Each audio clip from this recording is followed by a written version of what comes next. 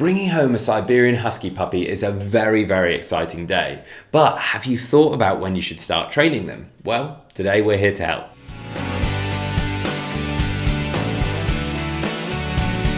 Welcome back to the Fenrir Siberian Husky Show. My name's Joe and I'm a certified canine leader here at FenrirCanineLeaders.com.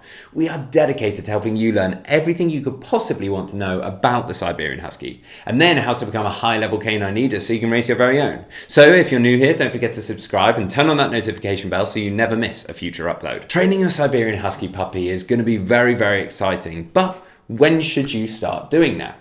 Well, today we're going to be tuning into a webinar that the canine behaviorist and founder of FenrirCanineLeaders.com, Will, has recorded all about when you should start training your puppy. So let's jump into another quickfire webinar, and this is about a question that we get all of the time, and that is, when should you start training your new puppy? A lot of people are worried that their puppy's going to be traumatized from being removed from its parent, so you should give it time to settle in. Do you want to wait till they reach adolescence? Is there a good time? Is there a bad time to start training? And my thought process on this is really simple, but I'm going to then explain some of the more theory behind it of why it's so important. So it's simple but incredibly important, and that is that you should start training your puppy from the very first second that you ever meet them. Now, the reason I say that is because for me, training is more than just teaching your puppy new tricks.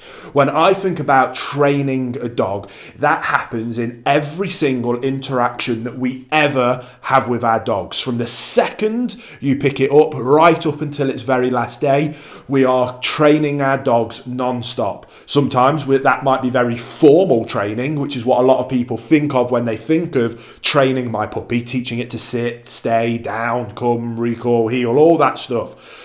But what about house manners? What about how to interact with other dogs, how to interact with other people, how to live in our home, how to display the right behaviours, how to abide by our rules, boundaries and expectations?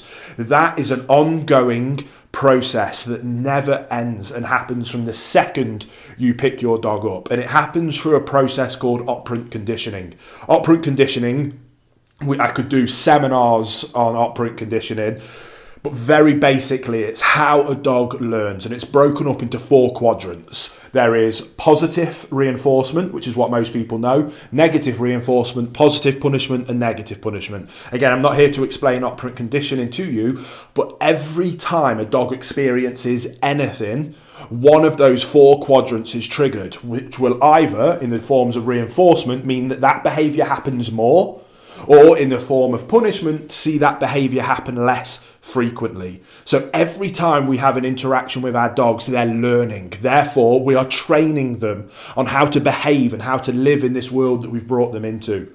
So when you think about how to train your dog and when to start training your dog, that happens from the very first second and never stops for the rest of its life. If you understand that concept and have that mindset and be mindful, that's the main thing. If you're mindful that that is the case, then you will be aware that everything you're doing will result in a behaviour happening more frequently, reinforcing that behaviour, or a behaviour happening less frequently, punishing that behaviour. Now again, what that actually looks like is a topic for another discussion, but when you think about when should you start training your puppy, restructure that thought process in your mind and restructure it to understand that you are always training your puppy. From the day you bring it home till its last day, you are training your puppy. Then it's up to you. Are you going to train them to display the right behaviours, to be a lovely, well-rounded, well-mannered, quiet, balanced dog? Or are you going to train them to display bad behaviours and be a reactive, fearful, anxious or aggressive dog?